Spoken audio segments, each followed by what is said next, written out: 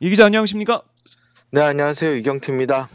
네, 제가 언급했듯이 이른바 대장동 본류 사건에 대한 검찰의 항소 포기. 지금 보면은 항소 자체로 불거진 이 검란, 이게 좀 계속되고 있는 분위기입니다. 대통령실은 어제도 공식 입장은 내지 않고 있네요. 어떻습니까? 네, 공식 입장은 없었습니다. 어제 대통령 공개 일정이 없었어요. 네, 통상 비공개로 진행되던 그 총리 주례 회동, 그리고 비서실장 주재 수석 보좌관 회의 정도가 대통령실에서 고지된 일정이었는데, 네, 비수보 관련해서도 서면 브리핑만 나와서 대변인 등을 현장에서 오프라인으로 만나지를 못했는데요. 네. 때문에 어떻게 상황을 보고 있는지 여러 군데에 좀 전화를 돌려봤는데 다들 음, 비슷한 입장입니다. 대통령실은 이 문제에 관여 안 했고 그래서 공식 입장을 내놓을 필요도 없다. 네. 관여 안 했다라는 입장이라도 듣고 싶어 하는 건 야당 쪽이다. 뭐 이렇게 음, 얘기하더라고요.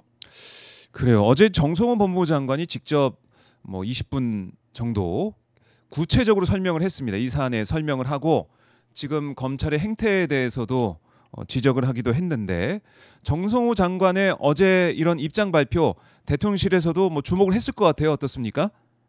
네, 그렇습니다. 대통령실도 다 지켜본 것 같아요. 관련해서 물어봤을 때, 도대체 이재명 대통령이 이 사건과 무슨 관련이 있냐라고 음, 이제, 정성호 장관이 말하지 않았습니까? 네, 여기에 똑같은 반응으로, 아니, 그거 사건이랑 재판부가 다르지 않냐라는 반문이 먼저 나왔고요. 또 다른 관계자는 무슨 말까지 했냐면요. 네, 솔직히 관여를 아예 안 했다. 음, 유동규 등은 대통령을 물고 늘어진 놈들인데 뭐 네, 법정 구속되고 해서 그냥 잘 됐다라는 감상 정도였다. 음, 뭐 이런 말까지 거친 말이 있었어요. 어, 정리하자면 대통령실이 뭐 정색하고 지켜볼 재판은 아니었다라는 겁니다.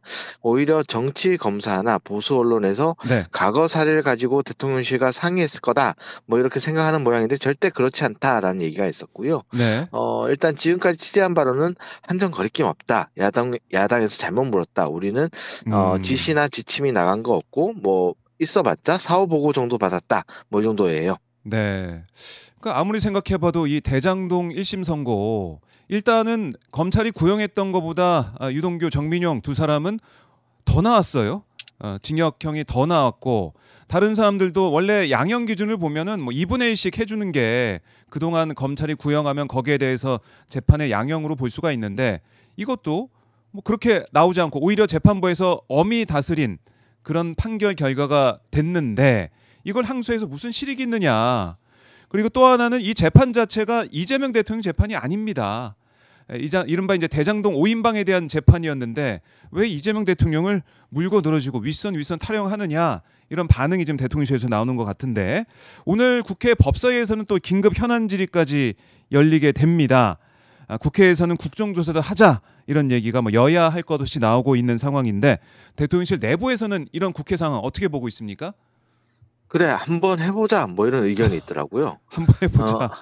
예, 아까 어, 맥락과 이어지는 부분인데요. 예, 국민의힘은 윗선 개입을 의심하고 있지 않습니까? 음, 근데 대통령실은 우리는 관여한 적 없다. 네, 뭐 국조해도 괜찮다. 뭐 이런 거죠. 거기다가 민주당은 이번 대장동 수사가 대통령을 겨냥한 조작 수사였다라는 거를 보고 이번 국정조사도 가능하다. 뭐 이런 입장인 거 아닙니까? 그렇습니다. 예, 대통령실 일각도 여기에 공감하고 있는 겁니다. 음, 이번에 검사들이 이제 항명한 주된 주체죠. 그 네, 수사 검사들이 증인으로 나올 수밖에 없을 것인데 음, 그렇게 되면은 결과적으로는 정치 검찰이나 국힘의 자충수가 될 거다 이런 계산이에요. 물론 다른 의견도 내부에 있습니다. 네. 어떤 의견이 있습니까?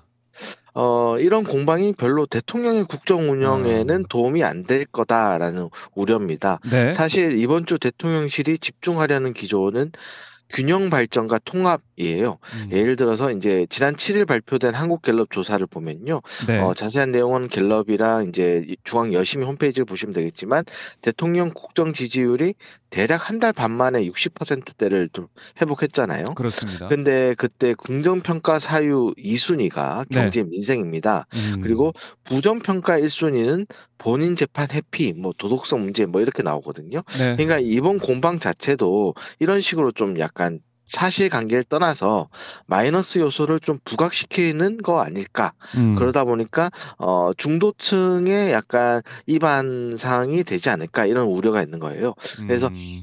이번 항소 자재 관련해서 검난 부분은 네. 대통령실이 직접 나서기보다는 민주당이 좀 전면으로 나서서 정리해야 되는 거 아니냐. 음. 그래서 대통령실은 굳이 입장을 낼 것도 없고 관계없이 원래 하고자 했던 네. 국정 운영, 경제 민생 이런 것들을 집중하는 게 더 낫지 않을까.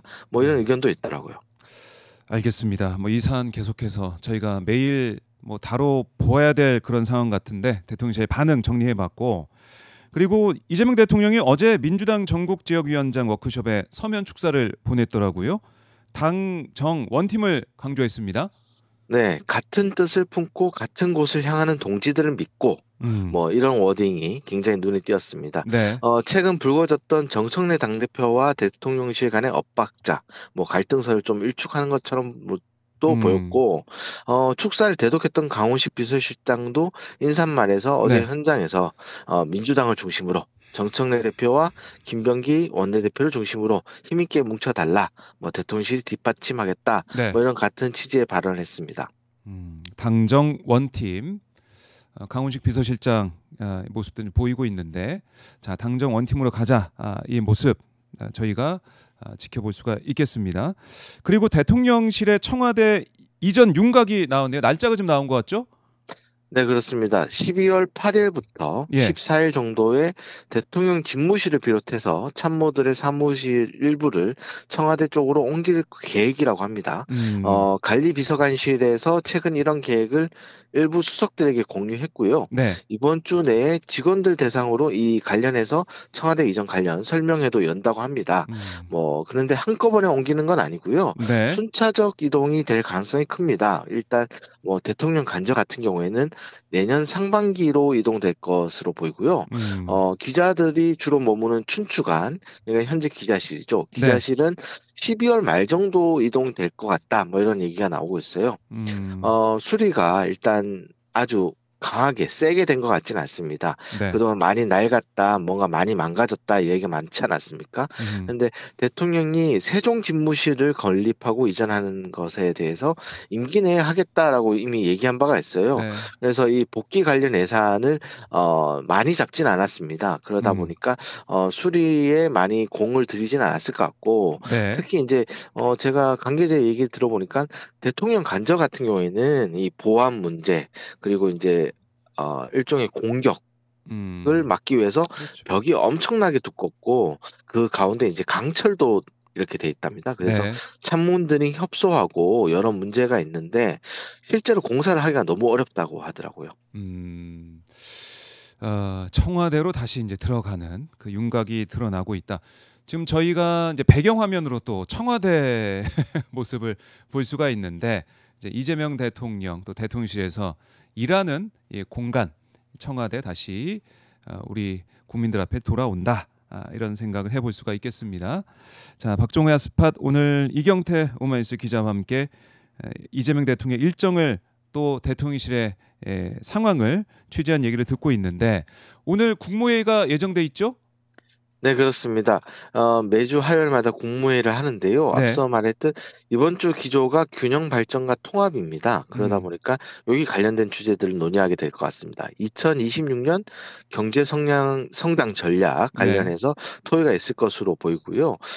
법무부, 문체부, 뭐 행안부 등에서 이제 보고들이 있는데, 법무부에서는 혐오 발언에 대한 대응 방안, 뭐 행안부에서는 어린이 등하굣길 안전 확보 종합 대책, 네. 문체부에서는 공연, 스포츠 분야 안표 근절 강화 방안 등이 보고될 예정이에요. 네. 특히 혐오 발언 같은 경우에는 아무래도 현중 집회, 뭐 이게 아마 메인이 되지 않을까, 뭐 이런 생각이 드는데, 국무회의는 생중계로 진행되니까요. 애청자 그렇습니다. 여러분들도 관심 갖고 한번 봐주시면 네. 좋을 것 같습니다. 자, 저희가 오마이 TV가 또 국무회의를 생중계하니까요. 다른 채널 통해서 생생하게 보실 수가 있겠습니다. 조금만 기다려 주십시오. 오늘 오전에 진행되는 국무회의 현장까지 여러분과 함께 하도록 하겠습니다. 자, 이경태 기자, 오늘 말씀 잘 들었습니다. 네, 감사합니다. 네, 고맙습니다.